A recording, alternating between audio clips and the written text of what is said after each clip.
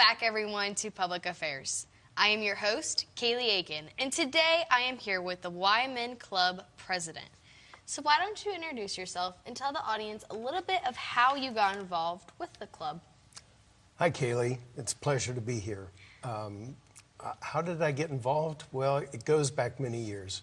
My son, who's now 27 years old, but when he was a toddler and a young kid, he loved to go over to the YMN's Christmas tree lot, which is near our house, and hang out with these old YMN members in the trailer and play around in the trees. And then as he got older, he began to even help sell the trees. And as he got older and he approached his 18th birthday, he was working on his Boy Scout Eagle project, building picnic tables for the Marion community. And he ended up turning to the YMN, and they said, well, tell us what you need and we'll buy the material. So that was the start. Once the YMN supported my son and he turned 18, it was just a no-brainer for me to join the YMN, and my son did as well, and we've been active for about 9 years now. Wow, absolutely. Yeah. Well, it's kind of interesting that your son's actually the one that got you involved. Yes, he did. That's right. So can you share a little bit about the origins of the YMN Service Club in the early days of your work in Marion? It's a great story because it goes back to some of our older members who are still involved with us, but it was even beyond their tenure. 1943, just after the war, right? The YMN gathered in the basement of the local YMCA and decided that they wanted to create a club, a service club, men's club that would reach out, serve the community of Marion. And one thing led to another, and we've been busy serving the Marion community for 75 years. Wow. It's crazy how it starts in just the basement of the Y. That's right. We're not a national organization.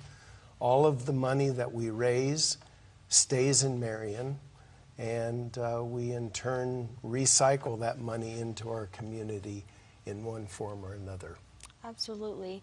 So you talked a little about the origins. So what does the motto, people serving people, mean to you personally and to the club as a whole? It's kind of a broad catch-all phrase, which just seems to stress or emphasize our commitment to the citizens of Marion County. We're just a bunch of average Joes that like to work with our hands and get a deep self-satisfaction of the service that we do for our citizens here in Marion. Absolutely. So one of your biggest fundraisers is the Christmas tree sale that you talked a little bit about. So it's a 75-year tradition. How did the idea first come about, and why do you think it has been so successful in the community? I don't know how it first came about, but it quickly evolved into, as you said, our biggest fundraiser. Gosh, I talked to some of the old members, and they will tell stories of how they rented semi-trailers. They'd drive up to Michigan. They would hand load the Christmas trees into the trailers and bring them back. Even before that, we had a rail car that would pull into Marion. Wow. Behind what was at the time Kresge's, or the new Marion County Annex. Back behind in the parking lot, we would unload trees, 4,000 trees in the past. We would sell those. and now it's evolved, of course. Artificial trees are certainly much more popular now, or never existed before. And so we'll bring in 300 to 400 Christmas trees that are typically harvested up in Nova Scotia. Wow. And we've been doing that for many, many years now. 4,000 trees is just a lot to me. So how many trees do you get roughly now for the community? Around Still 4,000? No, around 300 to 400 trees now. Okay, so it's Yeah. kind of dwindled down a little bit. It is, but there's certainly a lot better trees than what we used to get. They're trimmed and harvested and grown and harvested up in Nova Scotia, and have been a great supplier of these premium trees. Yes. I do know, me personally, in our house, we have a real tree, and we have come to you guys to get our trees, and we love them so much. So another one of your bigger fundraisers is the golf outing that's actually going to be coming up. So how did that first come about, and why do you think that has been so successful? Again, I don't have a date when that started, but we've been doing it for many years now. It used to be at Whetstone Country Club out on Route 309 or Route 95 years ago. But since then, we've moved to the Kings Mill Golf Course, and this year it'll be June 21st. We're always looking for sponsors, tee sponsors, and then putting together foursomes for that event. We'll have maybe upwards of 20 or so foursomes to play. This year it's June 21st over at Kings Mill. So what all do you do for this kind of golf outing? I had never heard of this before until today. What do we do for it? Well, we get together with Kings Mill and we take over the golf course. It's reserved for us and our group. So they will have registration and we'll have a dinner afterwards. And it's just a great opportunity, not only for our members who are, I mean, it seems like almost all of them are great golfers, except for me, but they really enjoy golfing, and in turn, it helps us connect with the business community in Marion that loves to support us, purchasing tee sponsorships and then putting together their own foursomes that will play. Yeah, it's important to create them bonds, especially connecting it to our next question.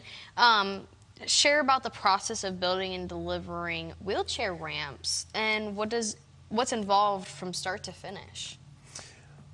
Well, maybe you should say what's the process of delivering a stack of lumber to a job site and then breaking it apart and cutting the wood and building the ramp. That's the sequence. It would be nice if we could just have them already completed and just deliver them. But no, it's I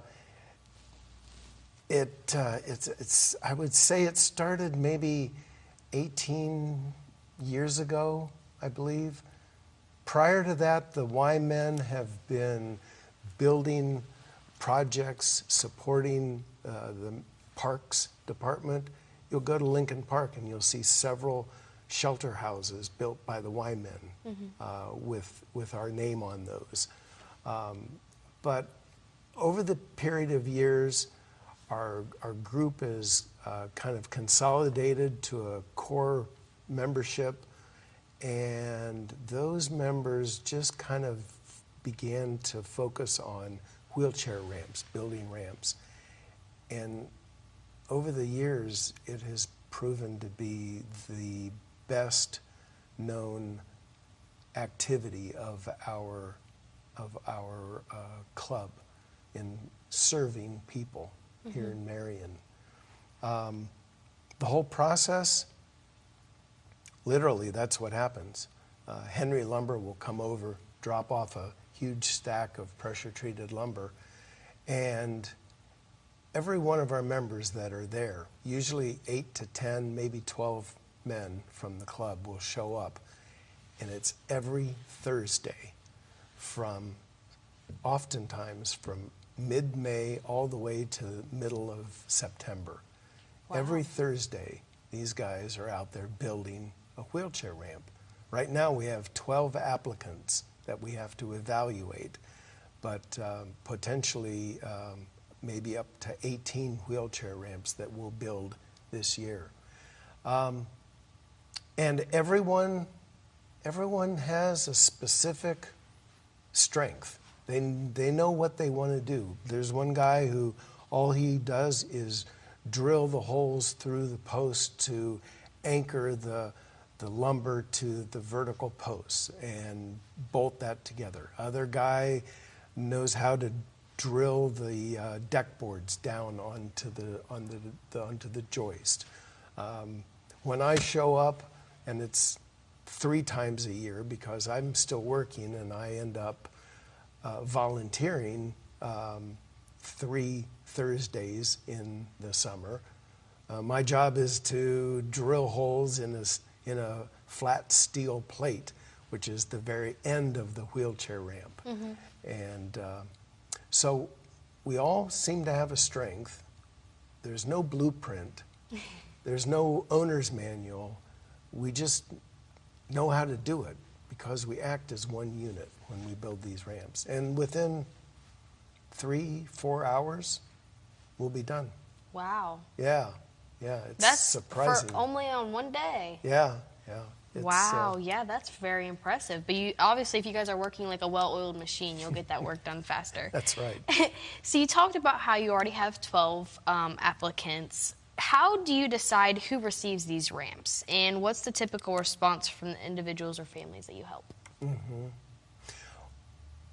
Well, folks find out about us through our Facebook page, the Marion, Ohio Y Men's Club, Service Club, or they will send in a request to our post office box, Y Men's P.O. Box 275 here in Marion, requesting an application. And they fill out the application and provide for us some of their confidential income guidelines. We'll evaluate that, and if it falls within those parameters, the next step is we send our team out. A couple of them will go out to the job site, and they will in turn take measurements, figure out where the wheelchair ramp potentially could fit within the front yard of the house.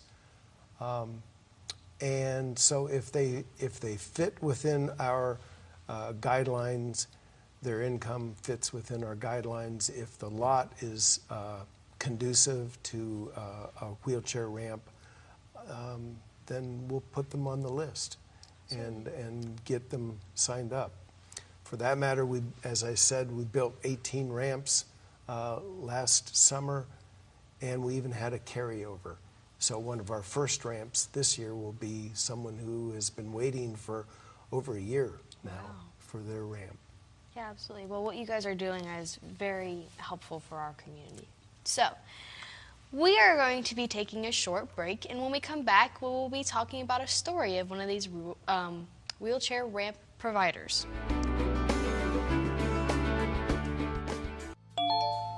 Text your request at 800-852-8199. We're praying for you.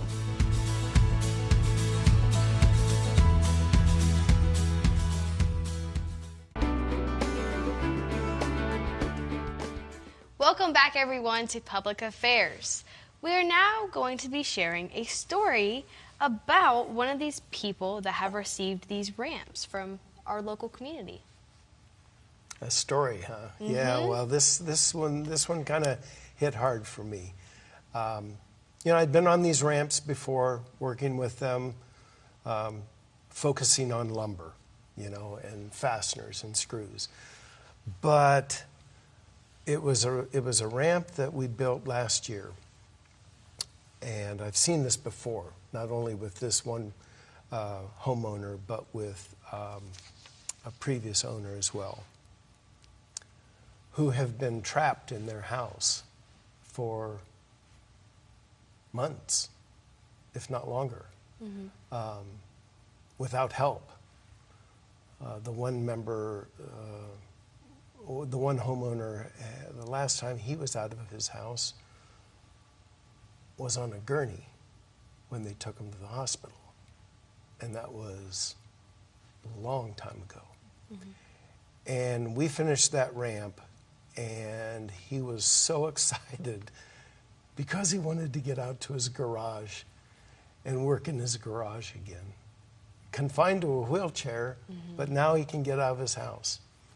And it goes back, it kind of struck me because it kind of goes back to my faith in Jesus Christ and the compassion that he had for others. And it even kind of rings back to that moment when Lazarus had died. And Mary and Martha were there, and Mary was crying. And you know the verse, the 2-word verse, Jesus wept. And he felt that compassion. Well, that's why we do this. Because when we get done with these ramps, invariably, we have homeowners that are filled with joy, and we can share in that compassion for others that have been struggling for years without having access to the out of doors. Wow. That's why we do it. Yeah. I mean, that was just one story, but there's probably others exactly like it. There are, yes. So what kind of skills or qualities do you look for in volunteers, and how can someone get involved in the Wyman Service Club? What kind of skills and qualities, huh? Well, can they fog a mirror? That's about it. Are they alive? That's all the skill they need. We're not looking for skilled carpenters, let alone me, because when I show up, I stay out of the way. I hand them lumber. I do anything that I can do to help along the folks who've been building these ramps for so long. So not necessarily skills, but a desire to get involved in the community and get their hands dirty. Now, whether that means getting sap on their hands by holding Christmas trees around and spinning those around, or working out in the hot sun on a golf outing, manning the tables and helping the golfers, or building ramps. We're looking for folks with that quality of service. That's what we're looking for.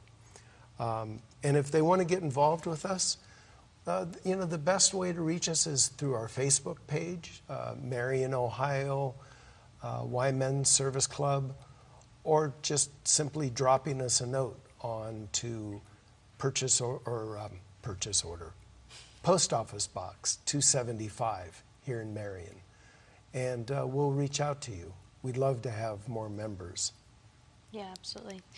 So obviously they're going to be in the hot sun, and they're going to be doing a lot of labor if they're building ramps or even at the golf outing. So how do you keep your volunteers motivated and engaged, especially with dealing with those challenges? Well, in the past, you mentioned hot weather. Sure, last year we had several blazing hot days on a Thursday in the summer, and we canceled the ramp for that day. But that just ended up meaning that we were going to build 2 ramps the following week. So we take that into consideration. Many of our members are retired, and we don't hang out in the blazing sun like young carpenters do, like you see out on the roof. But we take care of our members, and in the cold, working in the tree lot, well, we have a nice, warm, cozy trailer that we sit around in and wait for a car to drive up, and we sit and shoot the breeze and trade stories of what we've done in the past and what we'll do in the future. Yeah. So those bonding experiences, and you take care of your volunteers. So it's nice that you are able to get volunteers to be able to help you guys out. So the Wyman Service Club, you said, already works with Henry Lumber. You also have local sponsors like Modern Woodman and Ohio Health. How do these partnerships support your efforts, and what role do local businesses play in your success in these community projects? Well, to start with, Henry Lumber has been a great sponsor. And I should say sponsor because Mike Henry provides us with lumber at a preferred rate. It helps keep our costs down. These ramps can easily cost between $500 to $1,000 in material costs. And so that is a huge help for us. Modern Woodman provides us with grants for us to build upwards of 4 to 5 ramps sponsored by them. Ohio Health has a commitment to our Marion community and provides us with a grant. We just recently had a very nice grant from them this year.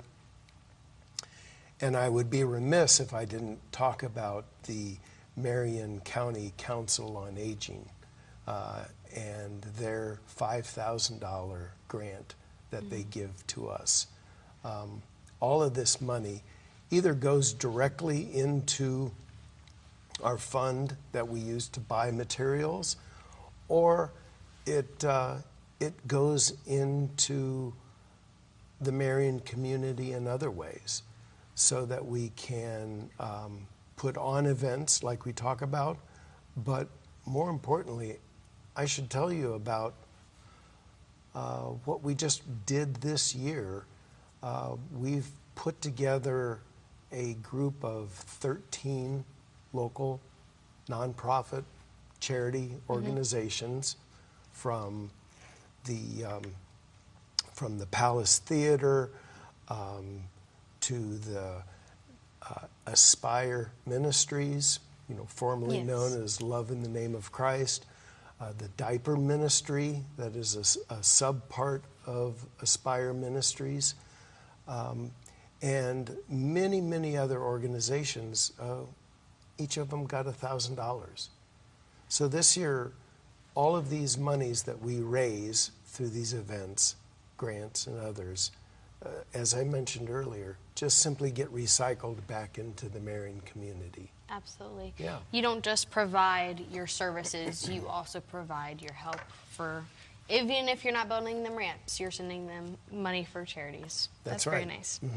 So you guys meet twice a month at the Stephen Cheney VFW Post. Can you tell us more about what happens at those meetings, and how do they contribute to the sense of community and camaraderie within the club? Sure. Well, do you know where the Stephen Cheney VFW is? I do. Right, on Route 4 South with the helicopter out front. So if you don't know where it is or haven't heard of it, that's where we meet.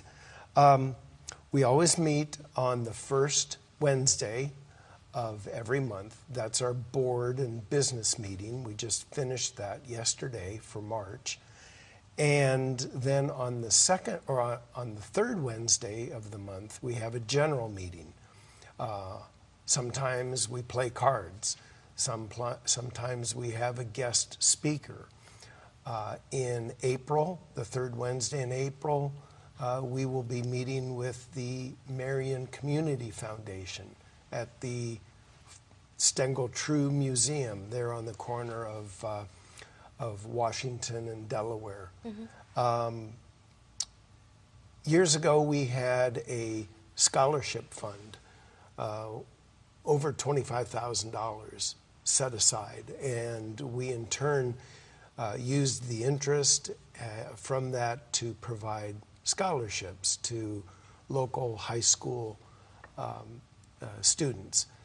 But we found that working with the Marion Community Foundation and their massive scholarship fund administration that they have, we established the William McGee Scholarship Fund with the Marion Community Foundation.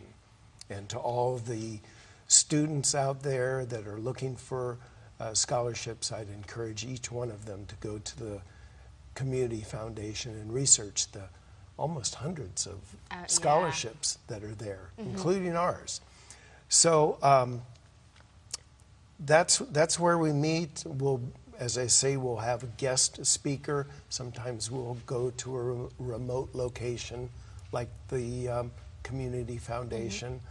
But we bring in guest speakers from around the community of interest. We'll talk to different, we've had the mayor in the past. We've had a representative from the Marion airport, regional airport, to come out and talk about the fly-in that we often have there. So any number of guest speakers will come, and it's all of our individual responsibilities to keep our eyes out and provide suggestions for those meetings. Yeah, it's nice to not have such traditional meetings. It's nice to have that variety. It keeps it interesting, I'd say. So as we're getting ready to wrap up this interview, is there anything you would like to add that we may have missed, or a closing statement of any kind? Well, I guess the only thing I'd like to touch on is the Y-Men Service Club is just one of many service organizations in Marion. And whether it's the Y-Men, Rotary, Kiwanis, or the Lions Club, or any of the other traditional organizations, I would encourage members of the city of Marion, Marion County, to get involved. We have our own little special niche that we like to do, and it works for some folks, and it doesn't for others. But there are so many different opportunities for service in Marion, and that's all of our responsibility. Absolutely. Keeps up with that motto that you guys have. Well, thank you, Marshall, for being on today. I really appreciated meeting with you. You're welcome. And as always, you're watching Public Affairs, and I am your host, Kayleigh Aiken. Thank you.